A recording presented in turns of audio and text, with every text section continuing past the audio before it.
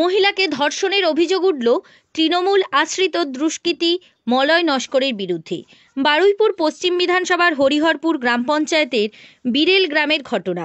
অভিযোগ 48 ঘন্টা পার হয়ে যাওয়ার পরেও অভিযুক্ত এখনও অধরা। তারই প্রতিবাদে বারুইপুর বিজেপির মহিলা মোর্চার শাখার পক্ষ থেকে জোড়া মন্দিরের কাছে জুলপিয়া বারুইপুর রোড অবরোধ করে।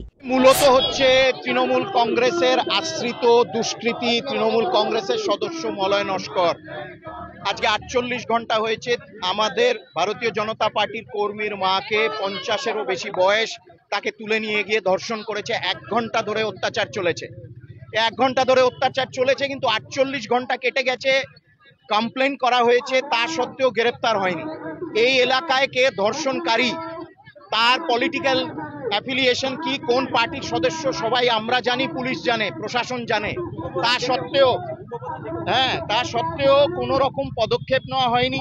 উপপ্রধান ডেকে পরিবারের সদস্যদের হুমকি দিচ্ছে এবং যে আক্রান্তা তাকে জোর জবরদস্তি করা হচ্ছে যাতে বয়ান সে পাল্টায়।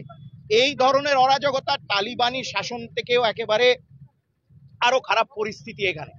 এবং সেই জন্য যে প্রশাসন, যে পুলিশ, যার সম্পূর্ণ এনার্জি কেবলমাত্র এই শেখ শাহজাহান শেখের মতন সব চক্রান্ত, চক্রী, গুন্ডা, জঙ্গিদের মদত করতে তাদের সম্পূর্ণ এনার্জি যায়, তারা সাধারণ মানুষের পাশে থাকে না। এবং বিশেষ করে ভারতীয় জনতা পার্টি করা মানে এই রাজ্যে হচ্ছে ক্রাইম করা, অপরাধ করা। এই ধরনের ব্যবহার পুলিশ এবং প্রশাসনের। আমাদের আজকে এখানে আন্দোলন শুরু হলো, এই আন্দোলন চলবে। এখানে আমাদের সব মারা, দিদিরা, বোনেরা রয়েছেন।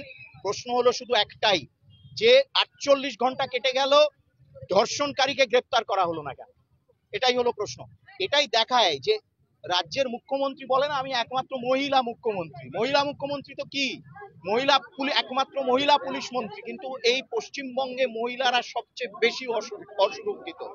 ন্যাশনাল ক্রাইম রেকর্ড ব্যুরোতে সেই জন্য তারা কোনো ডেটা পাঠায় না, সেই জন্য ডেটা নথিভুক্ত হয় না।